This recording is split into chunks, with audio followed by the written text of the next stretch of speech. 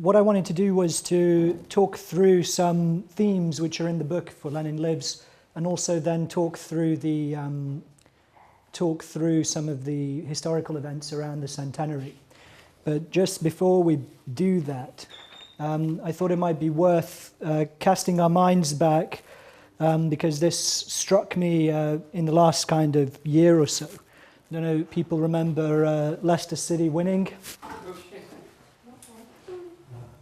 Or remember the Cubs, I think the Chicago Cubs winning the World Series for the first time since 1908, which apparently was also an equally low probability event, and something that nobody expected, and you'd have made a lot of money if you had bet against the odds.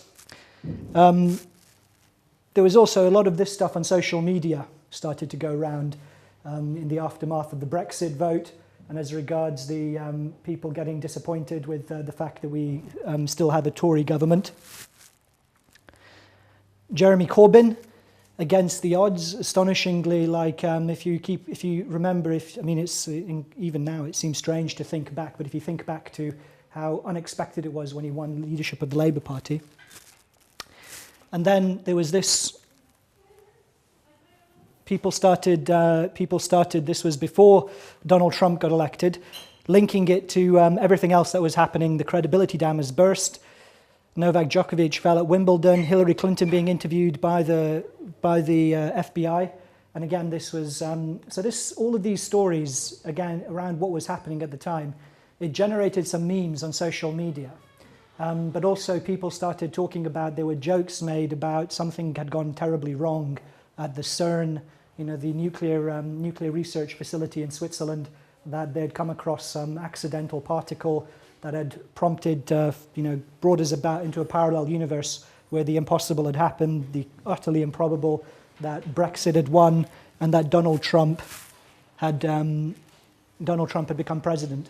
So there was this kind of astonishing series of low probability events that seemed to happen in quick succession, and that prompted this kind of strange flood of stupefaction and unexpected strangeness, to the extent, like I say, that there were actually news reports being put through on CNBC where they had to interview scientists to say that they hadn't done any strange, unexpected experiments with strange outcomes, and that we were still inhabiting the same universe. Now, partly the shock and dislocation in response to this reflects the derangement, I think, of the liberal middle classes at the unexpected outcomes of a Trump and Brexit happening. But I think more seriously than that, if we think kind of more over the course of the 20th century, it seems to me the entire 20th century has been something like that. You had genuine catastrophe, plenty of low probability events, disappointments, thwarted hopes, shattered illusions, unintended consequences, all sorts of dislocation and strangeness and unexpected cataclysmic events. That was the history of the last 20th century. And so thinking through that, I thought that has basically been the pattern, going right back, in fact, to the First World War. And that was really the cataclysmic turning point of the 20th century. Really the unexpected event that tore apart European civilization, and the consequences of which we've been living through for the last 100 years. So it was back in 2014 when you had this flood of centenary books regarding the outbreak of the First World War, and thinking about the after effects of the First World War, that got me thinking about what's going to happen, what people are going to be saying about the centenary of the Russian Revolution. There are quite a few people back in 2014 still thinking about how we're dealing with the consequences of the First World War in many ways, and what the world would have been like if the First World War hadn't happened. So, thinking a bit more through this, thinking about the people who actually opposed the First World War, the people who tried to stop the First World War from happening, the people who tried to stop the First World War once it had broken out, the people who tried to stop the First World War and fought against the terms on which it ended, and the people who tried to overthrow the peace settlement and the unjust character of the aftermath of the First World War. And those people are the people on the screen at the moment. They were radical Marxists. And so you had this strange aspect of the First World War, that the people who opposed it most systematically, most conscientiously, most powerfully, and the ones who went the furthest in terms of trying to politically enact the end of the war and to bring the First World War to an end, were all the most determined and radical opponents of the capitalist system at the time. So you had this strange and unusual circumstance, it seems to me, thinking back over 100 years now to the outbreak of the First World War, that it was the most determined opponents of European bourgeois civilization at the time, the most determined opponents of capitalism, who were also the most determined to end the First World War. Karl Liebknecht, down here on the left, the only deputy in the German parliament to vote against war credits for the Kaiser when the war broke out in December 1914. Rosa Luxemburg, famously, who called the German Social Democratic Party, which has not done so well in the recent elections, but back in 1914, when it voted for the war, she called it a stinking corpse. But as that corpse, as we can see, is still shuffling about 100 years later, and we know that corpses have a lot of life in them 100 years after the fact. And then, of course, you had Lenin himself. And so the opposition of the enemies of bourgeois civilization to the war. So everyone agreed that they didn't want the war. Nobody wanted the war to happen. Nobody expected the war to occur the way it happened. Nobody wanted the war to finish the way it did. Everyone wanted something else. But the only people who actually tried to stop the war politically, who acted politically to stop the war, at great personal cost, and obviously at the cost of their lives in the case of the two German politicians, they were revolutionary Marxists, and for them stopping the war meant transforming the conditions that gave rise to it as well. And this made me think about the interdependence between the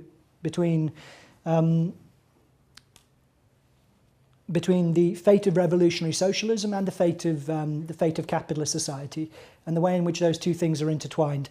And this got me also thinking about other what-ifs and other possibilities in 20th century history. So it was this most determined opposition to the First World War, and the fact that everyone lamenting the First World War and criticizing the First World War, but the only people who actually opposed the First World War and politically tried to stop it, like I say, were Marxists. And even thinking back to my school days, this fact, Lenin in particular, Lenin's principled opposition to the war and his attempts to end it, never fit with the way in which we were taught about these political figures. In particular, Lenin is cast as the founding father of totalitarianism in the 20th century. And that, even as a schoolboy, the idea of Lenin as the evil genius of totalitarianism never easily fit into this image of somebody who is so consistently in principle opposed to the slaughter of the First World War.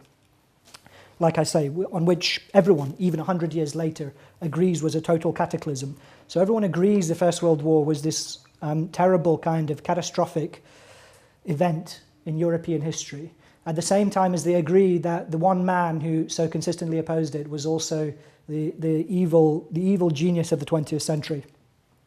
So these things didn't seem to me to make sense. And it got me thinking more about what the historical possibilities were. And they were perhaps most succinctly put by Rosa Luxemburg, who said that the choice confronting Europe at the beginning of the 20th century was socialism or barbarism. And so it made me think about what actually happened and what we actually got. So this is a painting of Lenin's famous arrival at the Finland station.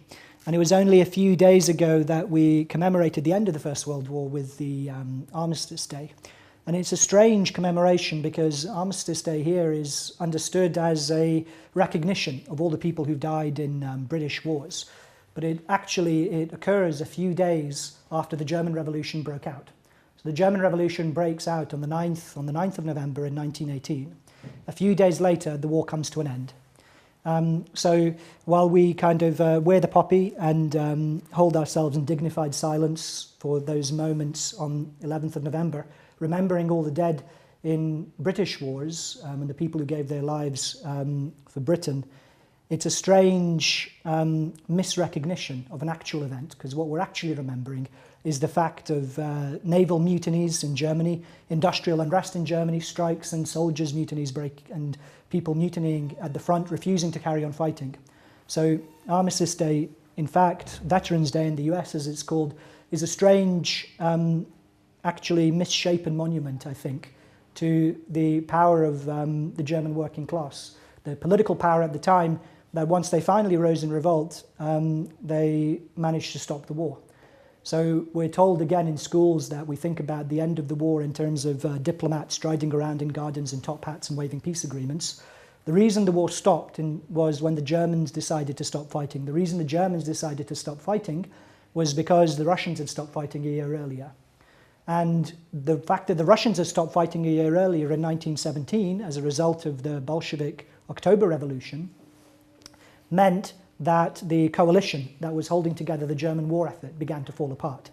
So the way in which the German, in the politics of the time, the reason that the German government managed to hold together the war effort was because they cast it as against an Eastern enemy, that they convinced the German workers and the German labor movement that a war with Russia was necessary because it was the only way to preserve German democracy. Once the Russians had stopped fighting, the obvious question then becomes, then why are we still fighting? If we were supposedly fighting to save ourselves from Eastern barbarism and the Tsar is gone, the Russians have stopped fighting, why are we still fighting? And once that question started to be asked, then obviously the German war effort began to disintegrate. And like I say, once the German workers and soldiers had risen in revolt a few days later, the war was over. The reason the Russians withdrew from the war is mainly down to the fact that Lenin arrived at the Finland station. And contrary again to the image of the totalitarian evil genius who dominated and controlled this sect of fanatical ideologues who were unflinchingly devoted to him, before Lenin arrived in Petrograd, as it was at the time, Petersburg today, the majority of Bolsheviks continued and they supported the continuation of the war. And it was only Lenin's arrival in April 1917 where he said that there was the only way to stop the war is to overthrow the liberal government that had replaced the Tsar. So the Tsar had been overthrown in February. Lenin arrived in Petrograd in April, and the only Bolshevik to say that we have to stop supporting the provisional government, as it was called, the liberal government, in order to stop fighting the war. And Lenin, in turn, was vindicated, because though it was war exhaustion, war weariness, poverty and outrage at the slaughter and the terrible conditions on the front that had prompted the overthrow of the Tsar, he said the only way the war is going to stop is if we overthrow the existing government. The existing government launched an offensive in June to try and recapture the initiative, and they tried to convince the Russian people that the war had to continue to be fought for the sake of Russian democracy, and they kept on fighting the war. So Lenin was the only one to oppose the continuation of the war, very famously, and he slowly won the Bolshevik leadership to his side. The Bolsheviks, around their anti-war slogans, began to gain greater support in the urban centres until effectively they had the majority support of the Russian working class in the major urban centres of the Russian Empire. So it was Lenin's opposition to the war that stopped Russia carrying on fighting. And that in turn led to the Germans stopping fighting, and that in turn led to the end of the war.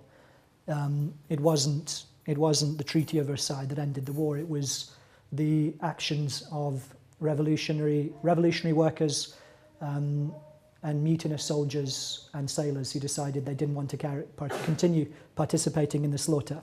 So it's precisely this event then that is one of the great counterfactuals of the 20th century, and one which forms a staple of many conservative historians' attempts to write about the 20th century. Niall Ferguson famously has a whole collection which is hinged around this counterfactual, which is to say a what-if scenario, which is what if Lenin had been shot upon arrival at the Finland station? if he had been shot at arrival on the Finland station, then it's likely that the war would have continued. Certainly the Allied High Command had plans to continue the war well into 1919 and had already begun preparations for the invasion of Germany.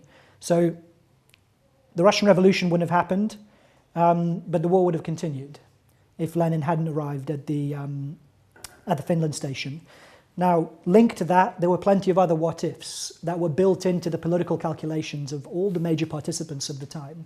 And one of the what-ifs that was motivating the Bolshevik leadership in the period between the Russian Revolution in February and the Soviet Revolution in October was the need to act in order to ensure the greatest likelihood of a general revolution breaking out in Europe at the same time, and that Lenin was very clear after this seizure of power in October in 1917. He said that if there isn't revolution in the rest of Europe, then we're finished. And he said this in public, was very open about it. He said there will be that the revolution itself in Russia would be defeated if there wasn't a wider revolution in Europe that would be able to consolidate the gains of the revolution in Russia. That in fact it would be a catastrophe. So there was built into the sequence of events, there was an interconnected series of calculations that were built on thinking about what the options were, confronting everybody. And I think those options were most clearly understood, and the catastrophic consequences of not taking power on the part of the Bolsheviks, and the consequences and what needed to happen in the rest of Europe in order for the war to stop in its entirety and for capitalism to be overthrown was most clearly understood in the mind of Lenin and the Bolshevik leadership. So I've introduced some of the themes of what if, and I've already suggested that we might be living in a parallel universe, or at least some people think we might be living in a parallel universe because Brexit and Trump are so mind-bogglingly inconceivable. But the usual way in which we think about what ifs is like this. So I don't know if anybody saw these. TV shows, or some of them I think are still on. The usual standard what if scenario is, of course, what if the Nazis had won, right? So and there's endless books about this in every British library. It's a particularly strangely British theme, and it seems to even increase in popularity. The further that we get away from the Second World War, the more people seem compelled to continuously imagine drastically worse scenarios. So you had the Man in the High Castle, which was also linked to Amazon, but also another big what if, which has lots of books are published around this in the US regularly, is what if the Confederacy had succeeded in breaking away from the Union? And the makers of Game of Thrones have already courted controversy by making clear that their next HBO series is going to be based around one of those what if alternative scenarios. So thinking about the way in which what if scenarios operate in contemporary culture also got me thinking a bit further as well. Isn't it strange that there's this almost pathological masochism in the way in which we imagine, the way in which we do what ifs, this compulsion to keep on imagining what the worst might have been. And that seems to me very strange. Like I say, it seems almost like a sickness. I mean, why are we so addicted to continually reimagining the worst, particularly the further away that we are from the Second World War? And I think it can only be, I think it's built into some kind of political mythology of the contemporary era, that we're a deeply embedded anti-fascism, which is to say that so much of our politics is based around avoiding the worst, rather than thinking about how things could be better. And I think that fact, that we're constantly thinking about how we avoid catastrophe, how we avoid doom, and how we avoid cataclysm, is what makes us pathologically addicted to imagining these masochistic scenarios of having to grovel before the Nazi jackboot. That's something which still seems to satisfy us so many years after the end of the Nazis and the end of the Second World War. So if we're so addicted to imagining the worst, I thought, on the centenary of the Russian Revolution, why not imagine something better? Why not imagine a good and a better outcome than the ideal of Nazi conquest? But also, linked to that, I thought, really, there is no need to imagine a strange parallel universe, because we already inhabit that strange parallel universe, right? So imagine a world, right, in which the past feels more modern than the future. Or indeed, imagine a world in which the future of the past seems better than the future that we actually think we're going to get. Imagine a world in which the future, that people in the past were more optimistic about the future and that their future never arrived for us. And that seems to me to be the actual world that we inhabit. So it's actually our world that's the strange parallel universe, that's the outcome of decisions made and the failures made by people in the past. And so there's no need really to imagine strange dystopian universes, because really it's our universe, it's our world that's the strange topsy-turvy world, and it has been for a very long time, long before Brexit and Trump happened. The future never actually arrived. And I think, in fact, I would go further, and I'd say that the history that we did actually have was the worst possible outcome of the 20th century. The only thing that would have made it worse was nuclear war, but other than that, it was a total catastrophe. The history of the 20th century was genuinely dystopian. And I think that dystopian character of the 20th century all flows from the failure of the Russian Revolution, which is to say, from the failure to establish a better world built on the achievements of global capitalism. So, if you want to know how we might escape this strange parallel universe that we actually inhabit, I'm afraid you're going to have to. I don't have the answer for you here. You're going to have to read the book to find out. But I think it's hopeful. It's hopeful in as much as I think we live in a post-dystopian world. We live in the aftermath of dystopia, and we survived, and that I think that's cause for hope. It's also clear that, and this was one of Marx's key insights, that global capitalism has put a backstop on industrial modernity. So while it's possible, while we can keep on failing to rise to the challenges that are posed by the development of industrial society, we can't regress beneath the level of industrial modernity. We can't regress beneath the level of technological society. We're never going to go back to the Dark Ages. We're never going to go back to a pre-technological society. So that's hopeful. On the other hand, what it means is that these challenges are going to be consistently reposed to us, and that we're going to consistently be asked and compelled to think about what alternatives there are and whether it's possible to radically reshape and improve our society for the better. And that's what I try to do in the book. So it's an experimental book which fuses plenty of themes. So it fuses counterfactual analysis, but instead of the masochistic vein of counterfactual analysis, what if the Nazis had won, and the secret kind of relish that people seem to have in imagining that, it offers an optimistic scenario. And whereas everybody knows that fascism, there is no alternative to fascism, there is no kind of better fascism, right? The whole point of fascism is to bring war and misery and totalitarianism and dictatorship. That's what it sold itself on. It is at least possible to imagine a better communism, because everybody knows that communism turned out to be a catastrophic, barbaric disaster. But it is at least possible to imagine an alternative, a better alternative.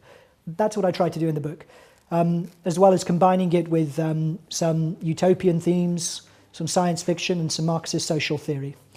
When I say, so what if the Russian Revolution had succeeded, it's not to say if the Russians had succeeded in building more tanks and missiles than the Americans, or if the sputtering Soviet economy had succeeded in outperforming the Americans. It never was going to. The what if is, what if the Russian Revolution had succeeded in spreading from Russia to Western Europe and to the US, which was built into the political calculations of the Bolsheviks in 1917. That was the large what if with which they operated. And that's the what if that I use as the basis to think about a different history of the 20th century, with all sorts of knock-on effects, right? Without fascism and the overthrow of capitalism, there's no Second World War, there's no Holocaust. So it means that Europe remains both more German, more Jewish. In the book, I'd say that Yiddish remains a major European language. Israel is never established as a result, because there's no Holocaust.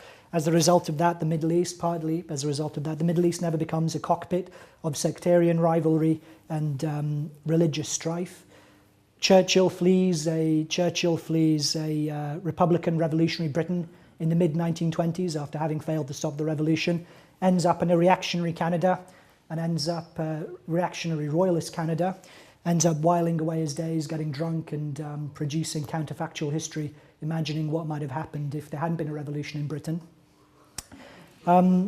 And so I talk through, the book is premised around this counterfactual scenario, which is illustrated through the biography and lives of famous figures and how their lives might have worked out differently in this better parallel universe.